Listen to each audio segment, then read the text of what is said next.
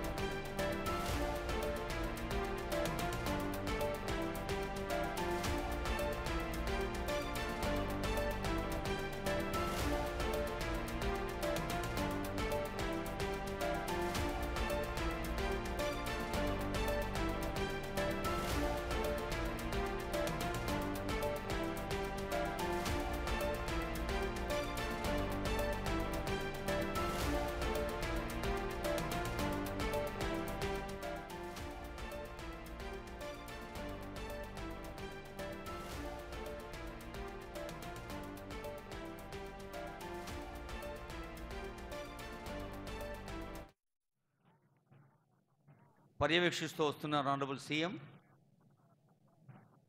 గౌరవనీయులైన ముఖ్యమంత్రి గారు, మరి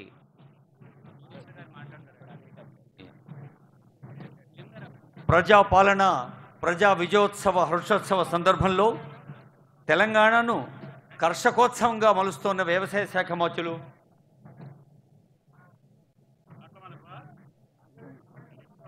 పెద్దలు తుమ్మల నాగేశ్వరరావు గారి శుభాకాంక్ష సందేశం.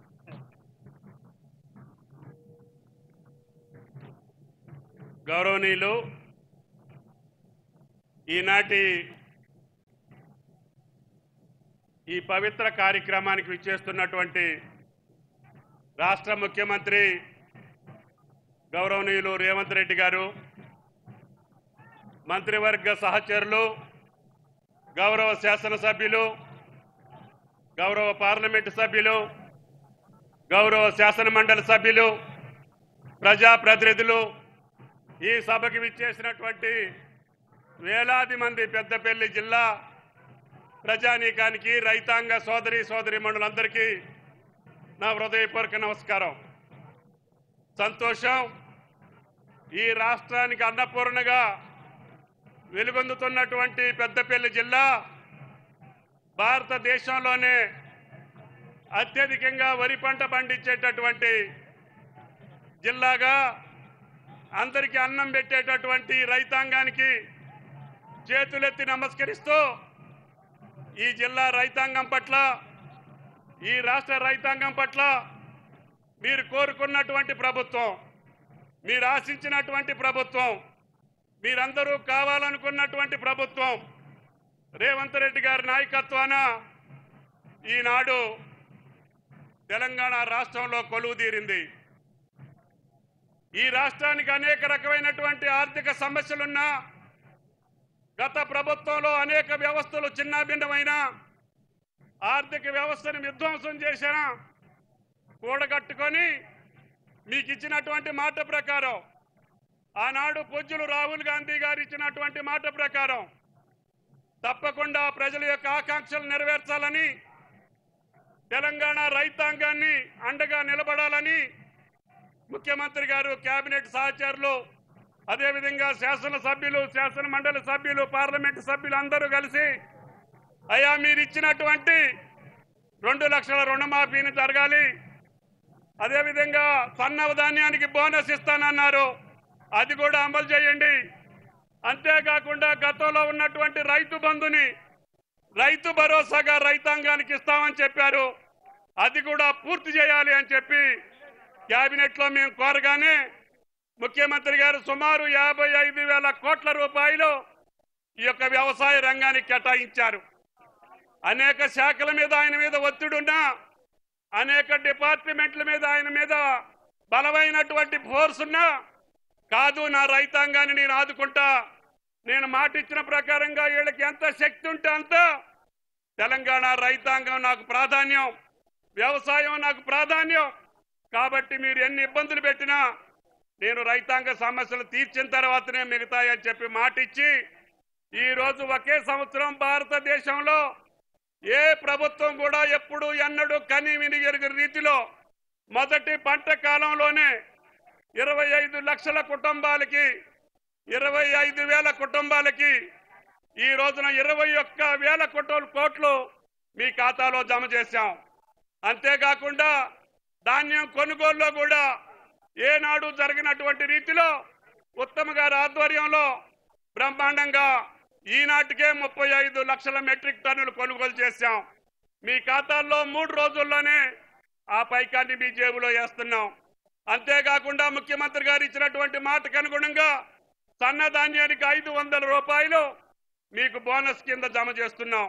అంతేకాకుండా ఈ రాష్ట్రంలో పండినటువంటి అన్ని పంటలను కూడా పెద్ద ఎత్తున మేము ఎంఎస్పి ధరకు కొని అవి కందులు కావచ్చు, సోయాబీన్ కావచ్చు, పెసలు కావచ్చు, మొక్కజొన్న కావచ్చు, అన్ని పంటలు ఎంఎస్పి ధర కంటే తక్కువ ఉంటే ఆ రైతును ఆదుకోవాలని చెప్పి మేము అన్ని పంటలను కూడా కొనుగోలు చేసి రైతును ఆదుకున్నటువంటి సంఘటన ఈనాడు కాంగ్రెస్ ప్రభుత్వం రేవంత్ రెడ్డి గారి నాయకత్వాన రైతులు సుభిక్షంగా ఉంటేనే ఈ రాష్ట్రం సుభిక్షంగా ఉంటుంది. కాంగ్రెస్ అంటేనే రైతులు. కాబట్టి ఆనాటి ఉచిత విద్యుత్ దగ్గర నుంచి ఈనాటి బోనస్ వరకు కూడా అన్ని పథకాలని అమలు చేసినటువంటి ఘనత, కీర్తి కాంగ్రెస్ ప్రభుత్వానికి దక్కుద్ది. అందుకని రేవంత్ రెడ్డి గారు అదే ఆలోచనతో ఎన్ని వేల కోట్లైనా సరే ఈ రైతాంగాన్ని ఆదుకుంటానని చెప్పారు. ఆ రకంగానే ఈ శాఖకి ఎక్కువ నిధులు కేటాయించారు. ఏనాడు కూడా బడ్జెట్లో ఇంత పెద్ద మొత్తాన్ని వ్యవసాయ శాఖ ఇచ్చినటువంటి చరిత్ర ఏ రాష్ట్ర చరిత్రలో కూడా లేదు. కాబట్టి రైతాంగం తరఫున, తెలంగాణ తరఫున రాష్ట్ర ముఖ్యమంత్రి గారికి, కేబినెట్ మంత్రులకి ధన్యవాదాలు తెలియజేయాలి. ఇంకా కష్టాలున్నా, ఇంకా అవసరాలున్నా ఏ విధంగానైనా సరే మిగిలిన కార్యక్రమాలు పూర్తి చేసే శక్తిని మీరందరూ రేవంత్ రెడ్డి గారికి, కాంగ్రెస్ ప్రభుత్వానికి ఇవ్వాలి. తద్వారానే భవిష్యత్తులో ఇంకా మెరుగైనటువంటి పథకాల ద్వారా ఈ రైతాంగాన్ని ఆదుకునేటటువంటి పరిస్థితికి రేవంత్ రెడ్డి గారి ప్రభుత్వం రావాలి. దానికి మీ చేదోడు ఉండాలి. ఇన్ని కార్యక్రమాలు చేస్తున్నటువంటి కాంగ్రెస్ ప్రభుత్వాన్ని, రేవంత్ రెడ్డి గారి ప్రభుత్వాన్ని ఆశీర్వదించేటటువంటి బాధ్యత తెలంగాణ రైతాంగం తీసుకోవాలి. ఈనాడు ఎక్కడా లేనటువంటి పంట పండించినటువంటి మీకు చేతులెత్తి నమస్కరిస్తూ, ఈ జిల్లా నీటి వనరులు కలిగినటువంటి జిల్లా, అత్యధికంగా వరి పండించేటటువంటి జిల్లా. మీకు తెలుసు, ఆయిల్ ఫామ్ గురించి కూడా మానకొండూరులో ఇప్పటికే మొదలుపెట్టారు. 3 సంవత్సరాలు కాకముందే ముత్తారెడ్డి గారికి పంట వచ్చింది. అది టన్ను 20,000 ఉంది. ఇప్పుడు 20,413 రూపాయలు. రేవంత్ రెడ్డి గారి ప్రభుత్వం రాకముందు కేవలం 13,000 ఉన్నటువంటి ఆయిల్ ఫాము ఈనాడు 20,413 రూపాయలు చేయగలిగాం. అంటే మీకు ఎకరానికి 2 లక్షల పైచిలకు ఆదాయం వచ్చేటట్టుగా మేము ఆ పంటని రూపకల్పన చేశాం. మీ జిల్లాలో కూడా అన్ని ప్రాంతాల్లో ఫ్యాక్టరీలు కట్టేదానికి ఏర్పాట్లు చేస్తున్నాం. మీరు ముందుకు రండి. అనువైనటువంటి భూములు, అదేవిధంగా ఎర్ర నేలలో, తేలిక నేలలో ఎక్కడ అవకాశం ఉంటే అక్కడ పామ్ ఆయిల్ వేయండి. ఈ పండించినటువంటి అన్ని పంటల కంటే మీకు మెరుగైనటువంటి ఆదాయం వస్తుంది. తద్వారా మీ కుటుంబాలు ఎప్పుడు ఎల్లకాలం సుఖ సంతోషాలతో ఉండాలంటే రైతు బిడ్డలందరూ కూడా నిద్రగా బ్రహ్మాండంగా ఆదాయం రావాలి అంటే ఆయిల్ ఫామ్లు పంట పండించండి. ఆ భరోసా నేను తీసుకుంటా. 20,000కి తగ్గకుండా ఉండటం కోసం కేంద్ర ప్రభుత్వం మీద డిమాండ్ చేస్తున్నాం. 20,000 తగ్గితే కేంద్ర ప్రభుత్వం భరాంచేటట్టుగా దక్షిణాది రాష్ట్రాలు అన్నీ కలిసి కేంద్రం మీద ఒత్తిడి తీసుకొస్తున్నాం. తద్వారా ఇతర దేశాల నుంచి కొనేటటువంటి ఆయిల్ ఫామ్కి 1,00,000 కోట్లు ఖర్చు పెడుతున్నటువంటి కేంద్ర ప్రభుత్వం మన రైతులకి ఇవ్వండి, మేము పంట పండిస్తాం, దేశానికి కావలసినటువంటి ఆయిల్ ఫామ్ తెలంగాణ రాష్ట్రమే ఇస్తుంది అని చెప్పి కేంద్రానికి మేము చెప్పదలుచుకున్నాం. అందుకనే ప్రధానమంత్రి కానీ వ్యవసాయ మంత్రికి ఇప్పటికీ అనేక సార్లు రిప్రజెంట్ చేశాం. భవిష్యత్తులో ఈ సంవత్సరం ఉన్నటువంటి ధర 20,413 కంటే తగ్గితే కేంద్ర ప్రభుత్వం భరాంచాలని చెప్పి మేము అడుగుతున్నాం. కాబట్టి మనందరం కూడా ఒకే మాట మీద రేవంత్ రెడ్డి గారి ప్రభుత్వాన్ని సమర్థించడమే కాకుండా భవిష్యత్తులో ఈ పంటను పండించి తెలంగాణని పచ్చగా మార్చడమే కాకుండా ఆదాయం కలిగినటువంటి పంటలు పండించేటటువంటి రైతులను తయారు చేయడం కోసం మీకు ఈ సంవత్సరం నుంచే మళ్ళీ ఫామ్ మెకనైజేషన్, వ్యవసాయ పరికరాలు యాంత్రీకరణ కూడా ముఖ్యమంత్రి గారు ఇవ్వమని చెప్పారు. తప్పకుండా రేపు రాబోయే రోజుల్లో పామాయిల్ మొక్కలతోటి పాటు, డ్రిప్ తోటి పాటు, స్ప్రింక్లర్స్ తోటి పాటు, మందుతోటి పాటు ఎకరానికి 51,000 ప్రతి రైతుకి ఇస్తామని చెప్పాం. ఆ రకంగా ఇస్తున్నాం. భవిష్యత్తులో మీకు కావాల్సినటువంటి డ్రోన్స్ కానీ, వ్యవసాయ యాంత్రీకరణ కానీ సబ్సిడీల మీద గతం కంటే మిన్నగా ఇవ్వాలని చెప్పి ముఖ్యమంత్రి గారి యొక్క ఆలోచన. తప్పకుండా నిన్న మహబూబ్ నగర్లో జరిగినటువంటి మహాసభలో రైతు పండుగలో ముఖ్యమంత్రి గారు స్పష్టంగా ఆయన చేసింది చెప్పారు, చేయగలిగింది చెప్పారు. రైతు భరోసాను కూడా ఈరోజు ఇస్తామని చెప్పి మాటిచ్చారు. దానికి అనుగుణంగానే ఈ ప్రభుత్వం ముందుకు పోతుంది. ఈ యొక్క ప్రభుత్వాన్ని ఆశీర్వదించమని రేవంత్ రెడ్డి గారి ప్రభుత్వం ఇదే కార్యక్రమాలు సక్రమంగా జరిగేటట్టుగా మీ అండదండలు కావాలని చెప్పి మిమ్మల్ని అందరినీ ప్రార్థిస్తూ మీ దగ్గర సెలవు తీసుకుంటున్నా. Thank you. ముఖ్యమంత్రి